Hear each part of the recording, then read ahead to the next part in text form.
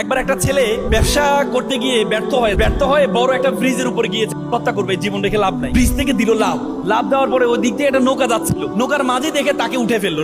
নৌকাতে উঠে বলে যে তুমি বলে আমাকে কেন বাঁচালেন, আমি তো জীবন রাখবো না, আমি হত্যা করবো। বলতে ঠিক আছে, তোমাকে আমি শুধু একটা কাজ আছে, এই কাজটা করার পর হত্যা করে ফেলো। তো ভালো কথা।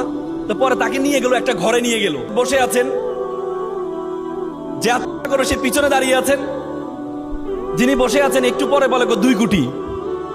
তো সে শুধু 2 কোটি শব্দটা শুনে, একটু পরে বলে 4 কোটি। সে তো বুঝতে পারছে না কি বলে, কিসের এগেনস্টে 2 কোটি 4 কোটি। একটু বলে 10 কোটি, একটু পরে বলে 20 কোটি। তো সে বললো যে ভাই, উনি হঠাৎ করে একবার বলে 2 কোটি, একবার বলে 4 কোটি, একবার বলে 10 কোটি, ঘটনা কি? বলে যে আমি ওনাকে জিজ্ঞেস করছিলাম যে এর 2টা চোখ বিক্রি করবো, উনি বলে 2 কোটি। আমি এরপরে বললাম তার 2টা কিডনিও বিক্রি করবো, এরপরে বলে 4 কোটি। এরপর আমি বললাম যে পুরো শরীরটাই বিক্রি করবো, বলে যে 20 কোটি। এখন আপনি যেহেতু সত্যিই করবেন, এক কাজ করেন, 20 কোটি টাকা আমি ওনার থেকে নিই, 10 কোটি আপনি নিয়েন, আপনার পরিবার পরিজন নিবা, 10 কোটি আমি নিয়ে নিব। কি বলেন? বলে যে আমার দাম এত? বলছে হ্যাঁ আপনার দাম তো উনি 20 কোটি বলে, কিন্তু বাইরে গেলে আরো বেশি পাওয়া যাবে। তো সে বলবে তাহলে কি ভাই কাজ শুরু করে দিই? বলে যে না না, আমি কথা করবো না।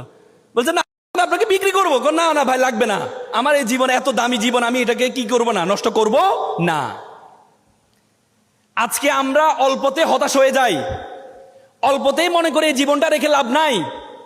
একবার হাদিসে আসছে, একটা পাহাড়ের উপরে একটা ব্যক্তি 400 বছর ধরে ইবাদত করছে। 400 বছর ধরে উপরে একটা গাছ আছে, ডালিম গাছ আছে, ডালিম খায়, আর নিচ থেকে পানি নিয়ে পানি খায়, আর সার্বক্ষণে ইবাদত করে।